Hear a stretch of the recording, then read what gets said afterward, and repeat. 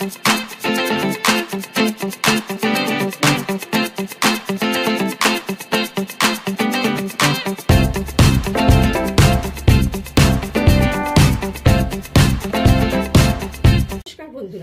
আজকে আমি রান্নাঘরে তৈরি করে দেখাচ্ছি ক্ষীর মালপোয়া। খেতে দারুণ সুস্বাদু এবং বানানো খুবই সহজ। আসুন দেখে নিই আমার এই রান্না করতে কি কি উপকরণ লাগছে। ক্ষীর মালপোয়া বানানোর জন্য আমি নিয়েছি ময়দা, ঠান্ডা কাঁচা দুধ, রিফাইন্ড অয়েল, খোয়া ক্ষীর, চিনি, হাফ মালা নারকেলকে আমি কিছুটা কুড়ে নিয়েছি আর কিছুটা ঝিরিঝিরি করে পাতলা কুটে নিয়েছি। এখানে নিয়েছি সফ মৌরি, এখানে ছোট এলাচ আর গোটা গোলমরিচ নিয়েছি আর নিয়েছি কলা। আসুন দেখে নিই রান্নাটা কিভাবে করব। মালপোয়া বানানোর জন্য আমাকে একটা প্রথমে ব্যাটার বানাতে হবে। তার জন্য আমি একটা মিক্সির বল নিয়েছি। এখানে আমি দুটো কলা, যে কোনো কলা নিতে পারেন, আমি কাঁঠালি কলা নিয়েছি। একে ছাড়িয়ে আমি এখানে দিয়ে দিলাম। এটাকে হাত দিয়ে ভালো করে ম্যাশ করে নেবো। হাতটা ভালো পরিষ্কার করে ধুয়ে এটাকে ম্যাশ করে নেব। দেখুন কলাটা আমি ম্যাশ করে নিয়েছি। এবার আমি এর মধ্যে দেব এই নারকেল কোড়ানো আর নারকেল কুচোনো দিয়ে দিলাম। এর মধ্যে আমি 250 গ্রাম ময়দা নেব, 200 গ্রাম ময়দা নেব। তার জন্য 250 গ্রাম আমি খোয়া ক্ষীর নিয়েছি। যেহেতু ক্ষীর মালপোয়া বানাচ্ছি, আপনারা 100 গ্রামও নিতে পারেন, খেতে ভালোই হবে। এর মধ্যে নেব আমি ক্রাশ করে নিয়েছি গোলমরিচকে, এটা আমি দিয়ে দিলাম। একটু থেতো করে নিয়েছি মৌরিকে, একটু থেতো করে নিয়েছি, দিয়ে দিলাম। দিয়ে এলাম ছোটো এলাচ একটু থেতো করা, ওটাও দিয়ে দিলাম। আর অল্প একটু আমি চিনি দেবো, বড় চামচের 1 চামচ দিলেই হবে, বেশি চিনি দেবো না, কেননা আমি রসের মধ্যেটা দেবো। আর এখানে দেবো অল্প ছিটে ফোটা নুন। মিষ্টি জিনিসে একটু নুন দিলে টেস্টটা ভালো হয়। তার সঙ্গে আমি ময়দা 200 গ্রাম নিচ্ছি। এই কাপ 100 গ্রামের আমি 200 গ্রাম ময়দা মেপে নেব।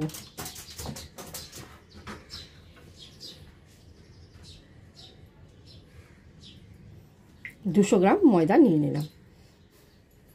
নিয়ে এটাকে ঠান্ডা দুধ দিয়ে আমি একটু একটু করে মিশিয়ে ভালো করে মাখিয়ে মিশ্রণটাকে আমি একটা ব্যাটার বানাবো। সেটা না বেশি পাতলা হবে না বেশি গাঢ় হবে। এই ব্যাটারটা এই মালপোয়া খেতে দারুণ। এর শ্রীকৃষ্ণ এই মালপোয়া খেতে খুব ভালোবাসতেন।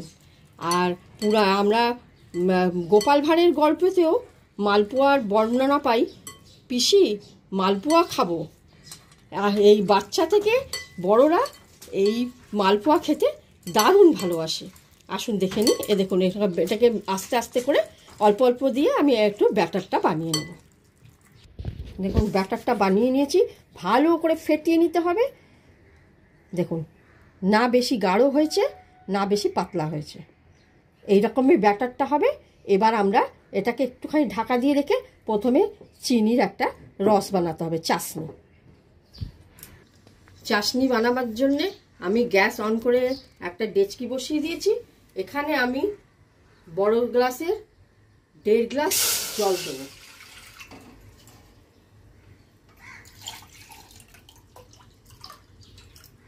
দেখুন 1.5 গ্লাস জল দিলাম। আর এই কাপ মেপে আমি চিনি দেবো 300 গ্রাম। এই দেখুন 3 বার নিলে 300 গ্রাম, 2 কাপ। চিনির রসটা 2 তারের চাশনি হবে, এই জন্য একটু গাঢ় হবে করে এবার এটাকে নাড়িয়ে আমি 2 তারের চাশনি বানাবো।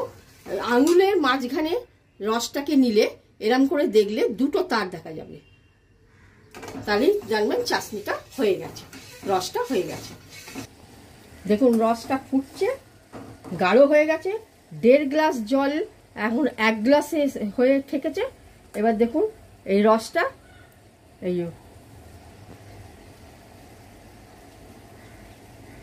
তারটা মোটা হবে না তো দুটো তার দেখা যাচ্ছে, হয়ে গেছে। এর মধ্যে আমি রসটা পাতলা হলে মালপোয়াটা নরম হয়ে যাবে, এই জন্য রসটা একটু গাঢ় করতে হবে। এই এখানে আমি এলাচ থেতো করে এখানে দিয়ে দিলাম, দিয়ে রসটাকে এক পাশে আমি সরিয়ে রাখবো আর ফ্রাইং প্যান বসিয়ে দেবো। আমি কড়া এক ফ্রাইং প্যান বসিয়ে দিয়েছি, আমাদের সাদা রিফাইন তেল নিয়ে নিয়েছি। আর এটাকে তেলটা গরম হয়ে গেছে, আমি একটু মিডিয়াম লোতে করে দেবো।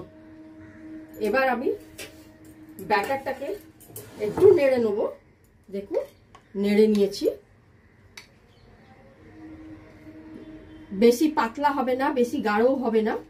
এবার দেখ এক হাতা করে নিয়ে আমি তেলে দিয়ে দিলাম।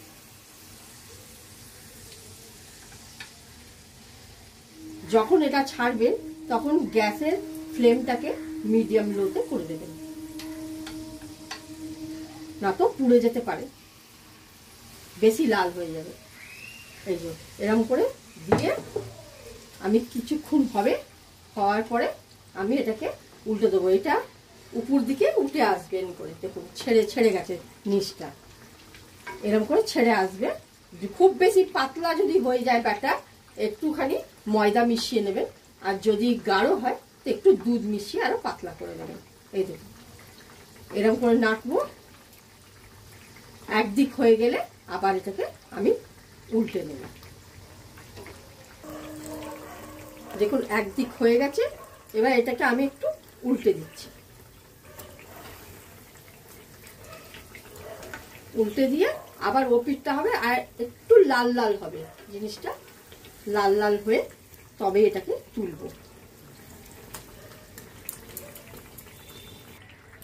দেখুন মালপোয়াগুলো লাল লাল হয়ে গেছে, দুপিটি ভাজা হয়ে গেছে। এবার এটাকে তেল ছেঁকে আমি তুলে নিয়ে চাশনিতে ছাড়ব। এই যে আমি এরকম করে তেল ছেঁকে নেব।